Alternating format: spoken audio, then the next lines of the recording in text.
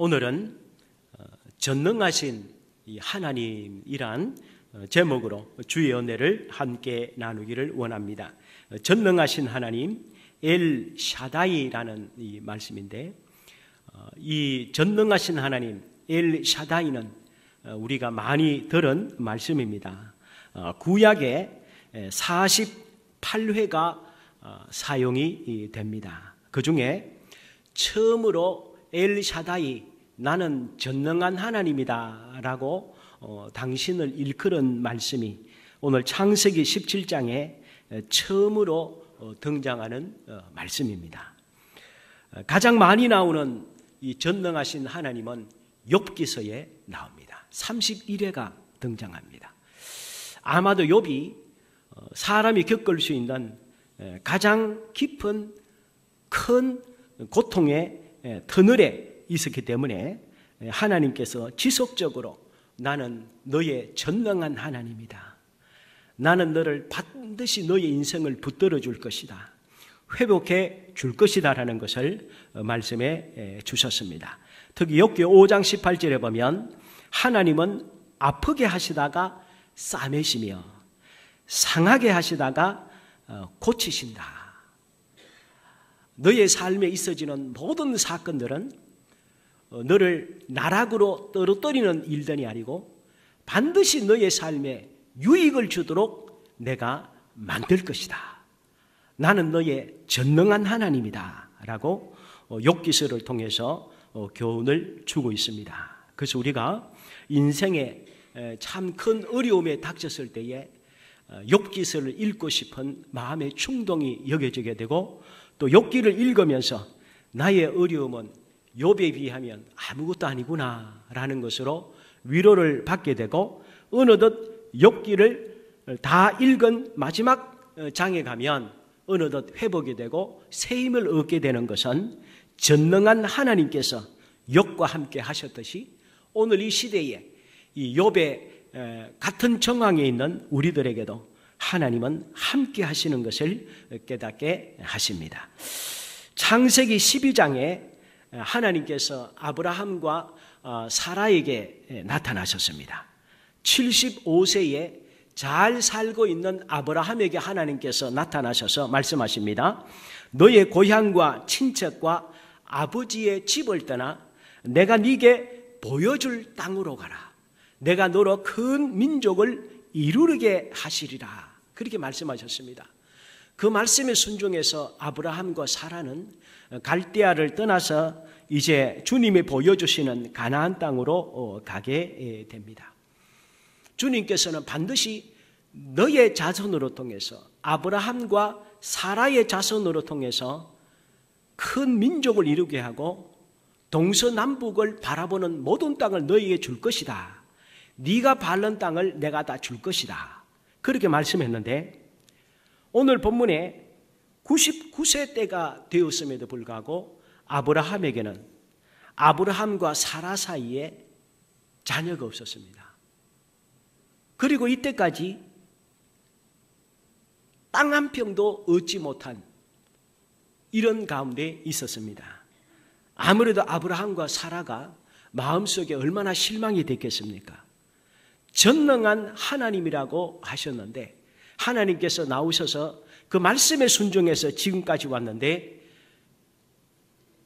부부 사이에 자녀도 없고 땅 한 평도 없는 이 상황 속에 하나님이 다시 나타나신 것입니다. 그래서 17장 1절에 보니까 아브라함이 99세입니다. 사라는 10살이 적은 아내이니까 89세입니다. 여호와께서 아브라함에게 나타나셔서 그에게 이르시되 나는 전능한 하나님이다. 아브라함과 사라 입장에서는 좀 미안하지만 전능한 하나님이신데 75세 때 말씀하셨는데 아직 하는 이런 의심을 품을 수 있죠. 근데 하나님은 나는 전능한 하나님이다.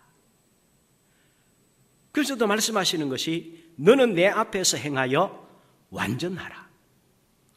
내가 내 언약을 나와 너 사이에 두어 너를 크게 번성하게 하리라 하시니 아브라함이 엎드렸더니 하나님이 또 그에게 말씀하여 이르시되 보라 내 언약이 너와 함께 있으니 너는 여러 민족의 아버지가 될 것이다. 아직 내가 너에게 준 약속은 깨지지 않았다.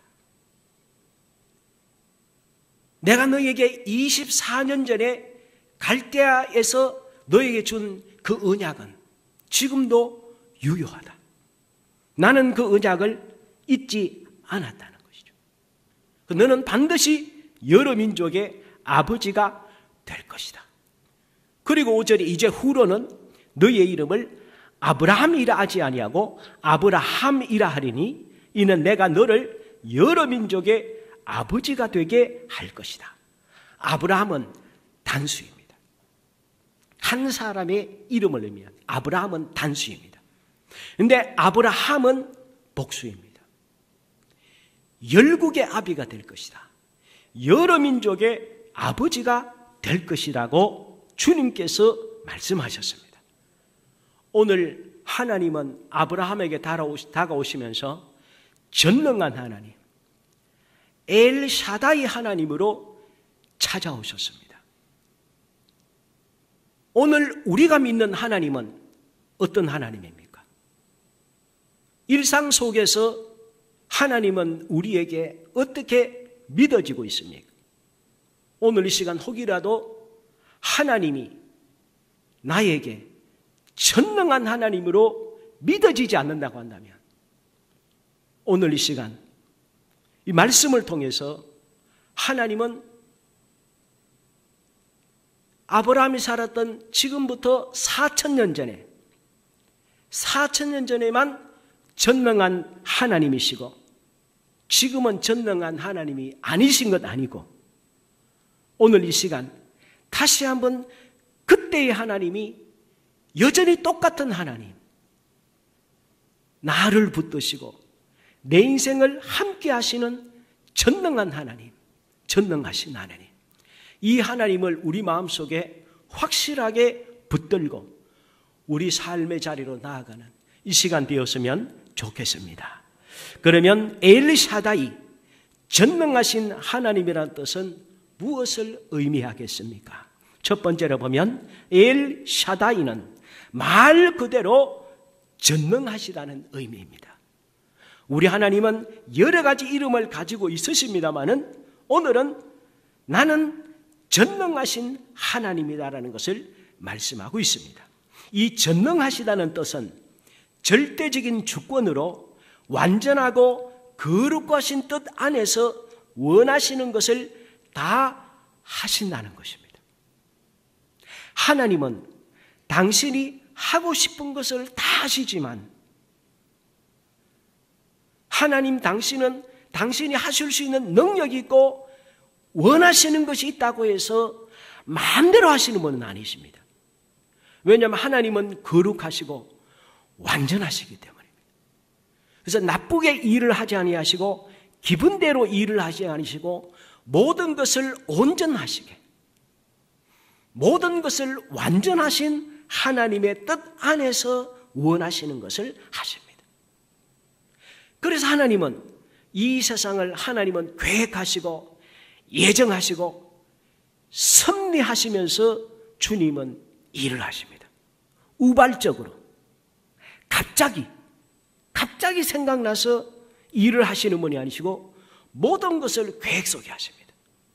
그렇지 않으면 하나님은 하나님의 전능하심은 그 무엇도 막을 수 없기 때문에 이 세상이 엉망진창이 되는 것이죠. 그러므로 능력이 있을수록 영향력이 있을수록 무언가 내가 할 수 있는 휘두를 수 있는 힘이 있을수록 더 조심해야 하는 것은 감정대로 하거나 기분대로 하면 그 나중의 결과는 참담한 결과가 주어지기 때문입니다. 그래서 하나님께서는 전능하시지만 절대로 마음대로 하시지 않습니다. 완전하시고 거룩하신 뜻을 세워서 주의 일을 하시는 것이죠. 그래서 하나님은 우리 인간을 죄에서 구원하시려는 하나님의 뜻을 세우셨습니다. 하나님의 예정 속에 우리를 구원하시기로 작정하신 거예요. 이것을 마귀가 방해하는 것이죠. 마귀는 하나님의 뜻을 꺾고 구원받으려고 하는 사람들을 지옥 보내는 게 마귀가 하려고 하는 일들이죠. 그러나 우리의 전능한 하나님은 우리를 구원하시는 하나님의 뜻을 이 세상에 그 무엇이 반대하고 방해할지라도 하나님은 능히 하나님께서 세우신 뜻을 성취하실 수 있는 능력이 있으십니다. 우리 하나님은 무에서 유를 창조하셨어요. 그래서 하나님께서는 아들이신 예수 그리스도를 통하여 죄인인 우리를 의인으로 변화시킨 것입니다. 또한 성령님을 통해서 구원받지 못한 육의 인간인 우리를 하나님의 자녀의 신분인 영의 인간으로 만드신 거예요. 육은 육이라 그랬어요. 육적인 인간은 천국에 갈 수가 없습니다. 웬 천국은 하나님의 자녀인 영이 있는 자, 영의 사람만이 천국에 갈 수 있는데 원래 우리는 다 육의 인간이었어요. 구원받지 못하는 것입니다. 근데 우리 하나님께서 성령을 우리에게 보내주시고 성령의 역사로 이제는 우리가 육의 인간이 아닌 영의 인간을 만드셔서 변화시키셔서 하나님의 자녀되게 하시고 구원해 주신 것입니다. 하나님은 우리를 구원하시고자 한 그 뜻을 반드시 이루을 수 있는 능력이 있으신 분이 우리 하나님이십니다. 또 전능하신 하나님이라는 뜻은 무엇입니까? 아기를 안고 젖을 먹이는 어머니의 품이라는 의미가 있습니다. 어머니의 품은 아이의 울음을 멈추게 합니다. 그리고 이 아기들로 하여금 평안히 깊은 잠에 빠지게 합니다. 아무리 울고 괴로워하던 아이들일지라도 어머니의 품속에 있을 때에 이 아기는 한없이 평안한 것이죠. 그리고 어머니의 품은 아기의 생명을 자라게 합니다. 그리고 아기에게 필요한 모든 것이 가능케 되는 것이 어머니의 품은 전능한 품입니다. 아기에게 있어서 어머니의 품은 전능하죠. 아기에게 부족함이 없는 모든 것을 주는 것이 어머니의 품입니다. 불가능한 것이 너무 많은 아기 같은 우리에게 우리 하나님은 모든 것을 주실 수 있고 모든 것을 우리를 위해서 아끼지 아니하시는 분이 전능하신 하나님이십니다. 그래서 내가 전능한 하나님이라는 것은 나는 너에게 어머니의 품이다. 나에게 와라. 나는 너를 위해서 모든 것을 할 수 있다고 주님께서 전능한 하나님이라고 오늘 우리에게 말씀하십니다. 혹이라도 부족한 것이 있습니까? 괴로운 것이 있습니까? 문제가 있습니까? 세상에서 아무리 노력해도 주어지지 않는 일들이 있습니까? 전능한 하나님이신 우리 하나님의 품에 안기시고 오늘 다시 한번 하나님은 나에게 전능하신 하나님, 다시 잊어버렸다면 하나님은 전능하시다는 사실을 기억하시고 믿음을 가지고 나아갔으면 좋겠습니다. 그렇다면 본문의 하나님이 왜 99세 때에 찾아오셨을까요? 왜 사라가 89세 때에 찾아오셨을까요?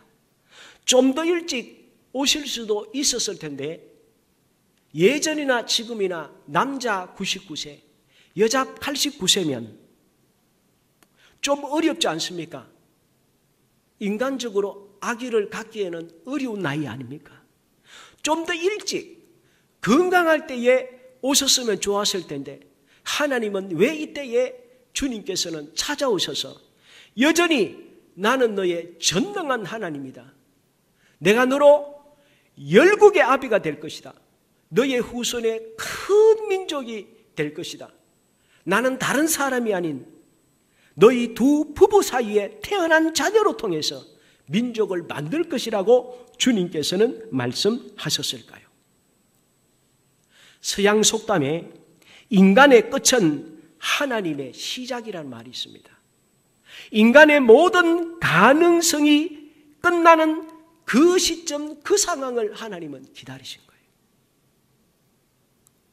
인간이 할 수 있다고 생각하는 그 모든 것이 끝날 때까지 하나님은 기다리신 거예요. 나사로가 죽었을 때 왜 예수님께서 분명히 죽기 전에 예수님은 나사로가 죽어가는 병에 걸린 걸 아셨습니다. 근데 예수님은 가지 않으셨어요. 죽은 지 하루 이틀 만에 가실 수도 있는 거리에 있었음에도 불구하고 예수님은 죽은 지 나흘이 지나서야 가셨습니다. 우발적일까요? 여기에는 예수 그리스도의 의도가 있는 것이죠. 지금이나 예전이나 사람이 이 나사로는 4일입니다. 4일 동안 무덤에 있었다는 것은 어떤 이유에서도 그 사람은 죽은 것이 확실한 것입니다. 인간이 할 수 있는 모든 것은 끝났다는 것을 의미합니다. 그때의 주님은 나타나신 거예요. 하나님은 사람이 할 수 없는 것을 하는 것이 하나님이라는 거죠. 그래서 구약에 아브라함에 나타나신 전능한 하나님이 신약에 예수 그리스도시죠.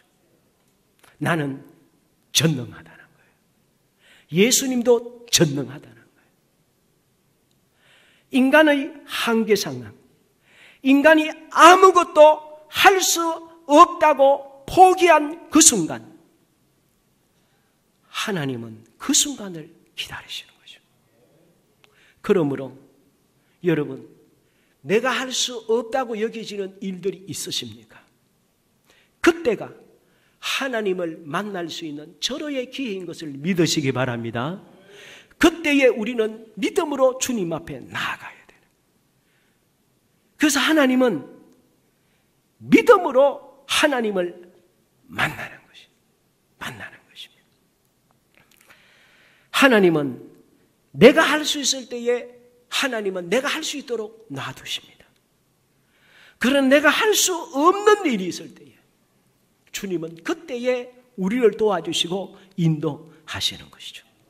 그러므로 이삭은 인간의 능력이 아니라 하나님의 능력으로 태어난 사람입니다. 예수님은 인간의 능력으로 태어나신 분이 아니시죠. 하나님의 능력으로 태어난 분이 예수님이십니다. 마찬가지로 구약의 이삭은 아브라함과 사라 사이에 아브라함과 사라의 두 사람의 능력으로 태어난 것이 아니라 하나님의 능력으로 태어난 것입니다. 그래서 이삭은 기적의 아들이죠. 신약의 예수님이 기적의 아들이라면 구약의 이삭은 기적의 아들이에요. 그래서 이런 말이 있죠. 구약은 할머니가 낳은 기적의 아들로 시작이 됐다며, 신약은 처녀가 낳은 기적의 아들인 예수 그리스도로 시작이 되었다. 무슨 알겠죠? 그래서 구약과 신약은 기적의 책이죠. 하나님께서 이 모든 것을 이끌어 가시는 것을 말씀합니다. 그래서 세상은 하나님이 주인이시고 하나님께서 모든 것을 주관하시고 직접 운영하십니다. 그래서 아브라함과 이삭이, 아브라함과 사라가 끝났다고 생각하는 그 순간 하나님은 비로소 나는 전능한 하나님이다. 너는 할 수 없으나 나는 할 수 있다고 주님께서 찾아오신 것입니다. 혹이라도 지금 이 시간 막다른 한계 상황에 처해 있습니까? 우리 사람은 한계 상황에 처하면 세상은 어떻게 할까요? 세상은 그 사람을 버리죠. 외면하고 매정하게 외면을 합니다. 가차 없습니다. 그러나 전능하신 하나님은 아무도 찾지도 오지도 않는 한계 상할 때에 그때 찾아오시고 어머님 품처럼 안아주시고 수많은 불가능을 가능하게 하십니다. 혹이라도 낙심해 있는 일들이 있습니까? 포기하고 싶은 일들이 있습니까? 하나님은 전능하신 하나님이심을 믿으시기 바랍니다. 하나님은 전능하십니다. 4,000년 전에 전능하게 아브라함을 만나신 하나님, 그 하나님이 오늘 우리에게 전능한 하나님이심을 우리에게 말씀하고 계십니다. 하나님은 힘이 없으신 분이 아니십니다. 전능하십니다. 이사야 43장 1절에 3절에 그래서 뭐라고 말씀했습니까? 우리 좀 깁니다마는 우리 한번 오늘 이 시간은 하나님은 전능하신 하나님이라는 사실, 나의 인생을 책임져 주시는 하나님의 사실을 믿으면서 이 말씀 같이 한번 봉독하겠습니다. 시작. 야곱아, 너를 창조하신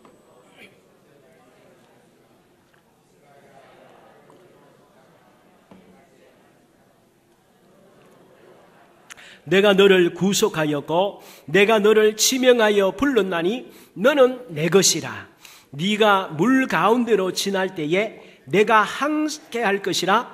강을 건널 때에 물이 너를 침몰치 못할 것이며 네가 불 가운데로 행할 때에 타지도 아니할 것이요 불꽃이 너를 사르지도 못하리니 대저 나는 여호와 내 하나님이요 이스라엘의 거룩한 자요 내 구원자임이라. 할렐루야. 하나님은 전능하신 분입니다. 또 전능하신 하나님이라는 뜻은 무슨 의미입니까? 약속을 지키신다는 의미입니다. 하나님은 약속을 지키시는 거예요. 특히 성경에 전능하신 하나님이라는 이 단어가 언제 사용이 됐는가 하면 하나님께서 오늘 대상자에게 약속하실 때 내가 너에게 이렇게 주겠다고 약속하시면서 그 이후에 하나님은 나는 전능하다는 거예요. 내가 너에게 약속한 것은 지킬 의도도 있고 지킬 능력도 있다는 거예요. 오늘 우리 부모들은 자녀에게 한 약속도 잘 못 지키잖아요. 부도수표 남발하잖아요. 저도 우리 애들의 그런 말 들어서 아빠를 믿을 수가 없어. 오늘 말 다르고 다음에 또 말 바꾼다는 거예요. 사준다고 하니까 안 사준다는 거예요. 그런데 우리 하나님 어떻습니까? 하나님은 한 번 약속하신 것은 반드시 지키시는 우리 하나님. 그래서 나는 전능하다고 할 때에 하나님께서는 반드시 언약하실 때에 주님께서는 전능하다고 말씀하세요. 아브라함에게도 계속해서 말씀하셨고 특별히 창세기 28장에 보면 이삭이 야곱에게 얘기를 합니다. 야곱이 이제 형 때문에 피해갈 때에 이삭이 야곱에게 창세기 28장 3절에 보면 이렇게 말씀하시죠. 전능하신 하나님이 내게 복을 주어 네가 생육하고 번성하게 하여 네가 여러 족속을 이루게 하신다. 이루게 하신다. 그러면 하나님은 전능하시다고 야곱에게 얘기해 주었습니다. 그래서 하나님은 아브라함을 만나실 때마다 그 민족을 이루고 창대하고 번성하게 할 것이다 라면서 나는 전능하다. 특히 오늘 본문 창세기 17장에 보면 한 장에 언약이라는 말, 나는 언약을 지킨다. 나는 약속한 거 반드시 지킨다. 내가 너에게 그대로 한다. 는 말이 14회가 반복입니다. 17장에만 언약이라는 단어를 13번을 반복하시면서 하나님은 확인해 주었습니다. 그리고 후에 아브라함이 하나님 말씀에 순종해서 독자 이삭을 모리아산에 바쳤을 때에도 하나님은 또 약속을 하십니다. 창세기 22장 17절 18절에 보니까 내가 네게 큰 복을 주고 내 씨로 크게 성하여 하늘의 별과 같고 바닷가의 모래와 같게 하리니 내 씨가 그 대적의 문을 얻으리라. 또 내 씨로 말미암아 천하 만민이 복을 얻으리니 이는 네가 나의 말을 준행하였음이니라. 우리 하나님은 쉽게 약속하시지도 않으시지만 하신 약속은 반드시 지키십니다. 그래서 민수기 23장 19절에 보면 하나님은 인생이 아니시니 시건치 않으시고 인자가 아니시니 후회가 없으시도다. 어찌 그 말씀하신 바를 행치 않으시며 하신 말씀을 실행치 않으시랴라고 해 주셨습니다. 그러나 아브라함과 사라는 하나님의 약속을 믿지를 못했습니다. 확신을 못해서 아브라함이 나이 86세, 사라가 76세에 하나님의 약속을 기다리지 못해서 자기들의 인위적인 방법으로 이스마엘을 낳고 맙니다. 아브라함과 사라는 하나님께서 자녀를 주시지 않는다고 생각을 해서 인간적인 방법으로 이스마엘을 낳고 그로 통해서 아브라함의 상속자로 삼으려고 한 것입니다. 이럴 때에 우리 하나님께서는 13년 동안을 침묵하시다가 오늘 본문에 나타나셨습니다. 그러면서 다시 한번 말씀하시기를 난 이스마엘은 아니야. 이스마엘은 내 자녀가 아니야. 약속의 자녀가 아니야. 하시면서 이스마엘이 아닌 바로 너희 부부 사이에 내가 자녀를 줄 것이고 그 약속의 자녀를 통해서 나는 세상의 모든 일들을 이끌어 가신다고 주님께서는 말씀을 해 주셨습니다. 약속의 자녀여야 됩니다. 세상의 주인은 하나님이십니다. 하나님은 약속의 자녀가 아닌 사람에게 세상을 주시지 않습니다. 여러분, 부모가 가진 재산이나 부모가 가진 모든 업적이나 부모의 모든 유산은 직접 그 자녀들에게, 친자녀들에게 주는 것이지 남의 자녀에게 주지 않는 것 아니겠습니까? 하나님은 약속의 자녀를 통해서 이 세상을 운영해 가시지 약속의 자녀가 아닌 사람을 통해서 세상을 운영해 가시지 않습니다. 이삭이 약속의 자녀라는 것은 하나님이 이삭을 주시기로 약속됐다는 것입니다. 하나님의 예정 속에 있다는 것이 하나님의 작정의 계획 속에 있다는 것입니다. 그러나 이스라엘은 하나님의 계획이 아닙니다. 하나님이 이스마엘을 통해 세상을 운영할 아무런 계획도 세우지 않은 아들이 이스마엘입니다. 하나님은 약속의 자녀를 통해서 이 세상을 이끌어가는 것이죠. 그리고 구원은 누가 받느냐? 하나님의 약속의 자녀만이 구원을 받습니다. 하나님의 계획 속에 있는 사람, 하나님이 구원하시기로 작정한 사람들이 구원을 받고 그 사람을 통해서 이 세상을 이끌어 가시고 하나님의 유산인 천국도 주시고 영생도 주시는 것이 우리 하나님이십니다.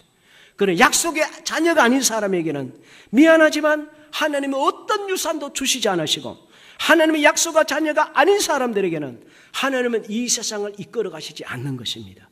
오늘 이 자리에 계신 모든 분들은 하나님의 약속의 자녀인 줄 믿습니다.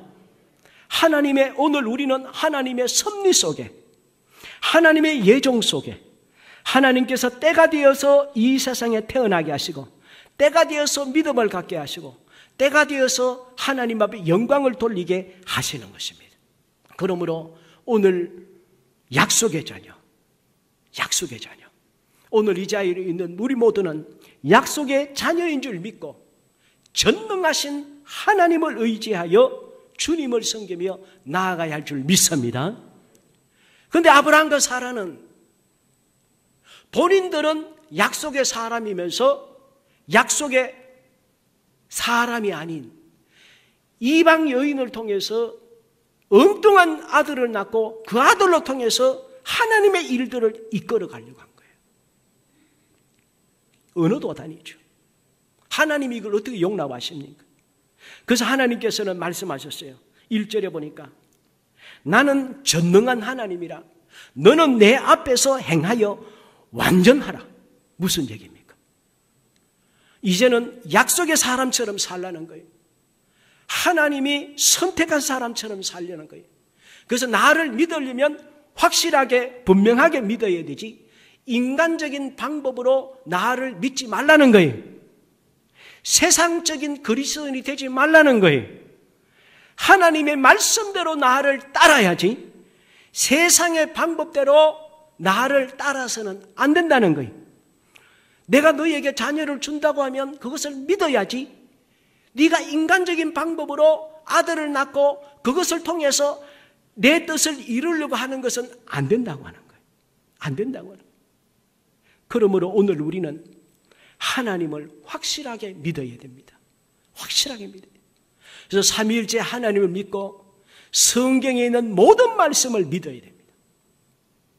그리고 주님이 우리에게 기도하면서 주시는 응답도 믿어야 되고, 우리의 기도 제목에 응답하신 그 모든 하나님의 도우신 역사도 우리는 믿어야 됩니다.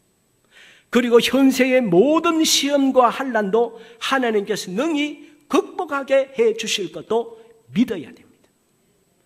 때로 우리의 믿음이 약할 때에 하나님이 전능하신 하나님인데, 하나님, 제가 전능하신 하나님을 믿을 수 있도록 주여 나의 믿음을 새롭게 하여 주시옵소서. 이때에 전능하신 하나님께서 너는 내 앞에서 행하여 완전하라, 확실하게 믿으라는 그 말씀을 붙들고 아브라함이 믿음의 자리로 다시 돌아옵니다. 그 이후에 하나님께서 아브라함과 사라에게 이삭을 주시고 약속의 자녀로 통해서 하나님의 역사는 다시 시작이 되는 것입니다. 그래서 로마서 4장 19절 20절에 보니까 전능한 하나님을 믿는 이 아브라함을 통해서 다시 한번 주님께서 말씀하고 있습니다. 로마서 4장 19절 22절 한번 같이 한번 읽어보겠습니다. 같이 읽습니다. 시작. 그가 100세나 되어 자기 몸이 죽은 것 같고 사라의 태가 죽은 것 같음을 알고도 믿음이 약하여지지 아니하고 믿음이 없어 하나님의 약속을 의심하지 않고 믿음으로 견고하여져서 하나님께 영광을 돌리며 약속하신 그것을 또한 능히 이루실 줄을 확신하였으니 그러므로 그것이 그에게 의로 여겨졌느니라. 아멘. 아브라함은 중간에 하나님의 약속을 믿지 못했어요. 인간적인 방법을 사용한 것입니다. 그래서 이스마엘을 낳고 말았어요. 이것이 나중에 아브라함과 사라에게 믿음으로 하지 않은 전능한 하나님을 믿지 않는 결과가 얼마나 참담한 결과가 주어지게 됩니까? 그리고 하나님의 약속을 믿은 아브라함에게는 어떤 결과가 주어질까요? 하나님께서 약속하신 대로 아브라함의 자손들은 하늘의 흐다한 별과 또 해변의 무수한 모래와 같이 많이 생육하고 번성하게 되었습니다. 지금 세상에는 아브라함의 후손들이 많이 있습니다. 지금 세계 인구가 현재 보니까 약 75억 정도 된다고 합니다. 이 75억 중에 첫째 아들, 약속의 아들이 아닌 이스마엘에게도 하나님께서 이스마엘의 어머니인 하갈에게 말씀합니다. 너는 내 약속의 자녀는 아니지만 아브라함의 씨이기 때문에 내가 너에게도 많은 민족을 주시겠다고 하나님께서 하갈에게 약속해 주셨어요. 하나님은 한 번 약속은 끝까지 지키신다고 했어요. 그 결과 어떻게 됐습니까? 지금 75억 중에 이스마엘의 후손인 이슬람이 16억입니다. 전 세계의 22%가 이슬람입니다. 이삭의 후손은 전 세계 흩어진 유대인이 지금 2천만 밖에 안 됩니다. 이슬람에 비하면 턱도 없이 작습니다. 그런데 놀라운 사실은 아브라함에게는 육적인 자녀뿐만이 아니라 아브라함에게는 육적인 자녀인 이스마엘만 있는 것이 아니라 약속의 자녀인 이삭이 있다고 그랬어요. 그러면 아브라함의 약속의 자녀는 누구입니까? 오늘 믿음으로 전능하신 하나님을 믿고 예수 그리스도를 믿는 사람들 모두 아브라함의 약속의 자녀입니다. 오늘 우리도 다 아브라함의 약속의 자녀입니다. 하나님의 약속의 자녀예요. 이 약속의 자녀인 믿음의 영적인 후손은 기독교인을 의미하죠. 이 기독교회는 가톨릭이나 개신교나 로마 정교회나 모든 하나님과 예수 그리스도를 믿는 것을 통틀어 보게 되면 전 세계의 36%인 27억이 기독교인입니다. 합해서 아브라함의 후손이 43억입니다. 전 세계의 57%를 차지하고 있습니다. 하나님의 약속이 그대로 지금 현재 이루어졌습니다.